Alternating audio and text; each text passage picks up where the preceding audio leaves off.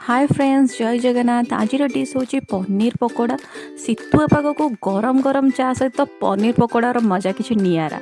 सो paneer pakora fast आम पनीर को काटी देथिलु। ता देहरे पकईथि लुण, लंका गुंड, जीरा गुंड, करी पाउडर, चाट मसला और लेंबू ताको भल भाव टस कर देथिलु। एबे बनैबु आमे बैटर पनीर पकोड़ा से बेसन लुण गरम पानी अल्प अल्प दे गोलांतु। ठंडा पानी बिल्कुल ऐड करेंगे, गरम पानी ही करेंगे।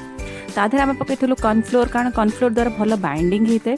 तापर एबे से माने बैटरटा हो सारा पर आम पकेबू पनीर चंक्स गुड़ा को। पनीर चंक्स गुड़ा को भल भाव से गोलैकी ताकू आम गरम गरम तेल रे डीप फ्राए करवा। जिते दी साइड गोल्डन ब्राउन हो प्लेट्रे या परसी दिंतु। आम गार्निशिंग रे पियाज, टमाटो सॉस और चिली सॉस यूज करूँ। तापर गरम गरम चा सहित खाई। यदि चैनल टी भल लगी प्लीज सब्सक्राइब।